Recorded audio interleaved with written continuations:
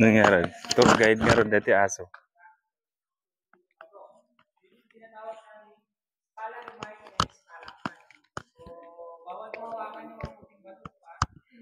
So, stalagmite, yung tumutubo sa baba, pataas.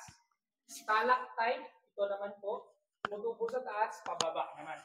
Tapos, pag nag-combine sila, nagdidikit kasi sila yan. So, yun yung tinatawag namin column or pillar. So, nakikita nyo itong naglilik na bato na to. Ito yung uri ng bato na buhay. So, yan. So, pag nakakita kayo ng ganyan, wag na wag nyo nga hawakan. Kasi yung kamay natin may acid po yan. Or oil. So, once na hinawakan nyo, in a week, ganito ng kulay niya. Or mamamatay na siya. So, yan. Ang stalagmite and stalactite natin, every 15 to 20 years, 0.17 millimeters. So, imagine nyo po yun. Parang yung hibla ng mga toothbrush natin. So, ganun siya bago lumaki po. So, dito, makikita nyo ang first rock formation natin. Makikita nyo dito. Crocodile versus snake. Yun yung ulo ng crocodile. Kasi snake yung parang nakaganito po. So, yan. May mata nga rin. Yan, ma'am. Already crocodile versus snake. Kasi, di ba ma'am, nare-reach lang ng mga turista. Madaming turista kasi nahawakan. So, namatay na yan, hindi na siya tutulog. So, ito yung mga tinatawag namin complete na sila or column or nagdikit na sila. Parang naging poste or haligi ng kalawig. Yan yung dumadagdag ng integrity or yung tibay ng kalawig. So, din po, parang naging poste siya. Okay? Proceed na tayo.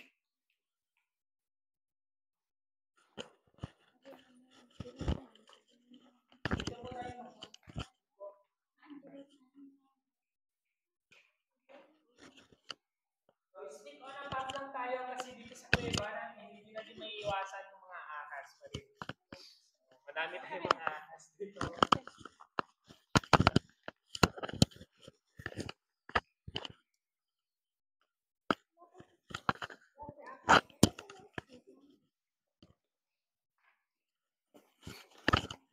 So, third chamber naman yung tinatawag natin. Yung first chamber po natin yung bungal, second chamber natin yung divine area na tinatawag natin.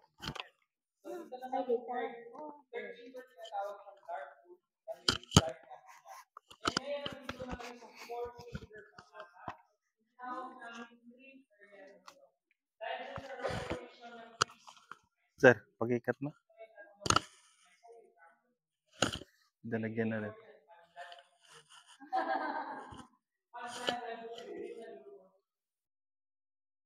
And tingin kayo sa likod, ilawan niyo po.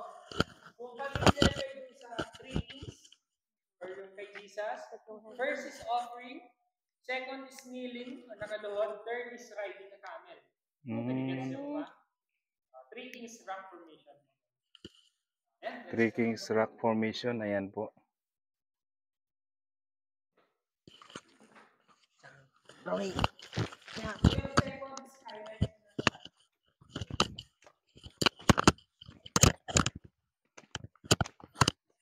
Second is skylight. On my day.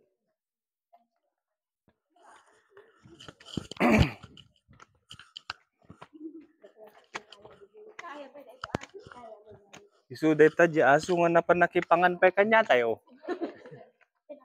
Ayan o, second skylight. Chamber.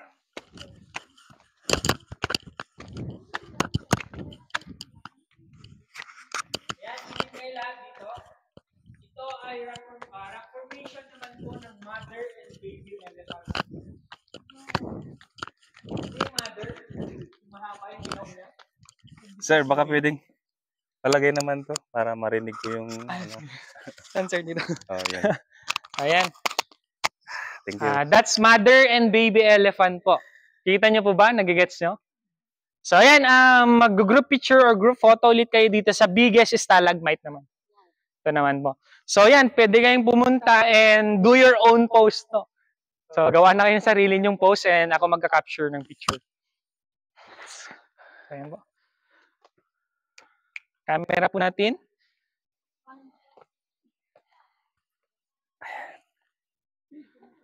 Sige po, join po sa kanila, ma'am.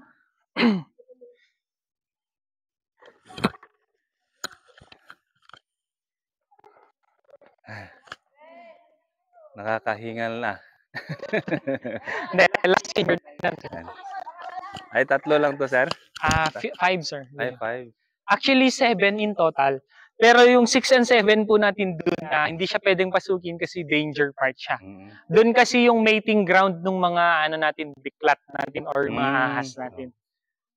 So, dun meron dito mga different types of snakes. We have vine snake, yung mga python, and mostly cobra. Yun, delikado. Huwag na tayong pumunta doon. Hindi naman talaga tayo pupunta doon. So, tingin po dito. Ma'am, yung ilaw mo, pakipatay na lang po para hindi siya mag-reflect. Okay, tingin po dito. So, 1, yan guys, 2, and kung 3. makikita po nyo dito ay Sa baba. form ng isang 1, 2, and 3. baby elephant tsaka And then, tingin dito mother elephant. Ayan. Yan po yung Paras din ang kanyang tinitingnan uso. naman. Yan. Okay, 1, Ito naman yung kanyang 2, 3. And then, ituro nyo. Ayan, Okay, Yan 1. yung anak. Yung ulo, yung mata. Ay, shoo! Sasali yung aso. Yan. Sama po. Yung uso. At ito naman yung kanyang nanay. Yung uso ng nanay. At yan yung ulo. Okay. Shoo! Aso na to. So, yan kasi pangalan niya Cueva. Dahil dito siya nakatira. Cueva. Cueva ang pangalan po niya. Ay. Yes, ma'am. So, ito, makikita nyo dito yung perfect formation or rock formation ng stalagmite and stalactite. Ayan, yung malapit na silang magduktong. Pero yan yung tinatawag naming pinagtagpo, pero di tinadhana. Kasi hindi na sila magdidikit kasi patay na po sila. So, Kalaw Cave, yes ma'am. So, Kalaw Cave is already dead cave na siya. So, ang preserve lang namin yung color dito. Makikita nyo dito sa taas, rock formation naman po ng angel wing. So, yung pakpak ng angel, kita nyo? Ayan siya. So, ayan. Last chamber na po pupuntahan natin. So, ayan. Dun sa last chamber natin, gagawa tayo ng mga camera tricks naman. So, baba na po tayo dito, ma'am. Dito yung daanan po.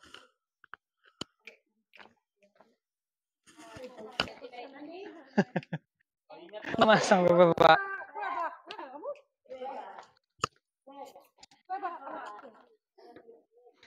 So, yan. May ilaw po kayo. Try nyong ilawan po to. Ito yung tinatawag naming crystallized limestone. Ayan siya. So, ito yung crystallized limestone natin. Kasi may mga makikita nyong crystals siya. Pero may mga turista kasi, pag nakita nila, binabandal po nila. So, yun yung pinoprotektahan namin kasi talagang may mga turista talagang, yes po, abusado or uneducated, ignorante, kumbaga. Kasi, ayan po yung ginagawa nila, nadudumihan yung bato. So, ayan siya. Yung pinakita ko kaninang naglilik na bato sa baba, yung buhay, yun po, pag hindi yun nahawakan, and kusa din siya magdadry kasi. So, pag natuyo yun, ganito na yung resulta. Kahit mamatay man siya, may maganda pa rin siyang ilalabas. Pero yun nga lang, kapag sinira talaga, yan, mga vandal po, sinusulatan po nila. Ang ginagawa na lang po namin para hindi siya parang pangit sa mata, is tinetakpan na lang namin ng mud. Or kahit ano na parang maging natural na lang din siya. So yan, tinatakpan na lang namin ng putik. Hindi ba maka-curse yung gumawa niyan? Batas sir ang bahala sa kanya. Kung nahuli I think po itong gumawa nito is magjowa kasi Mac Lovelin. Nag-break sila sa kulungan. So ayan mo. So may pawang parusa po ang pagbabandal sa Kalaw Cave po. So, okay. So ito na yung last chamber natin ngayon, 5th chamber. Ito yung pinakamalawak na part naman. So, familiar sa Merlion sa Singapore. Yung parang lion. Ayan, oo nga, no? Linagyan na yan, parang meron tayong Merlion sa Singapore. Sa gitna, nasa gitna. RK11. May date pa. So yan, ang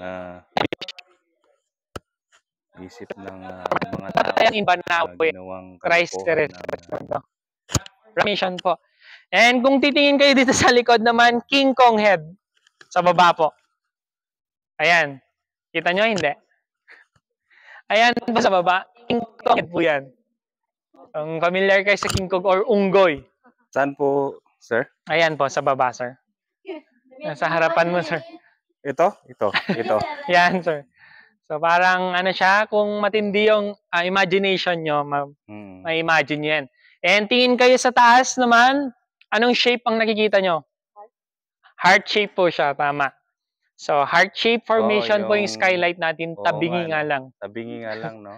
So, ayan, mag-group picture tayo dyan. Background natin yung heart shape natin.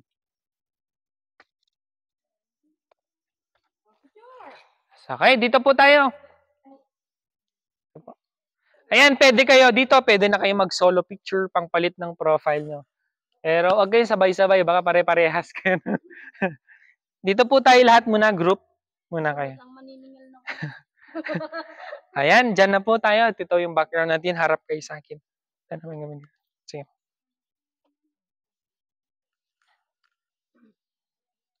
So, ayan. Sige po, move pa po. Sige po. Dito, pwede pa po dito sa kabila. Ayan. Okay, ma'am. Dikit po, compress po kayo. Sige po, compress. Yan, pwede dito sa kabila. Huwag kayong orang ng move po kayo pag ganito. Pwede kayo sa baba po, umupo. Or... Yun, yung heart formation.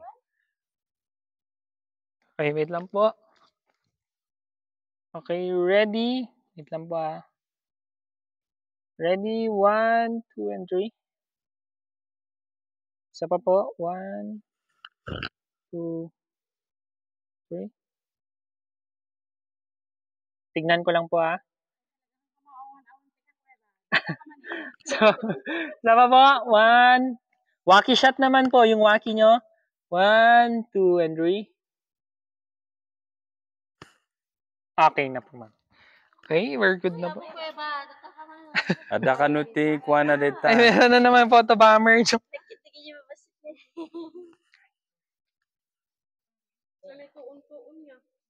Yung kabilda lang siguro dito yun. Patong-patong da lang niya. Yung mga magjowa lang naglalagay ng ganyan. Opo, parang ano nila. Kapag na buwal daw yan, wala na. Tapos na.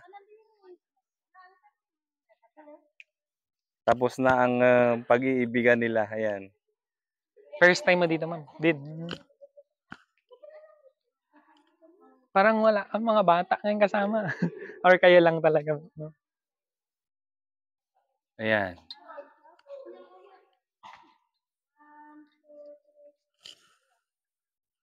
Sir, yung pakpak na yun, iisa lang ba, sir? Isang, yes, sir. Kung ba kaliwa o kanan? Lang kasi, sir.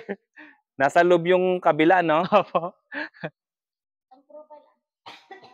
Ayun.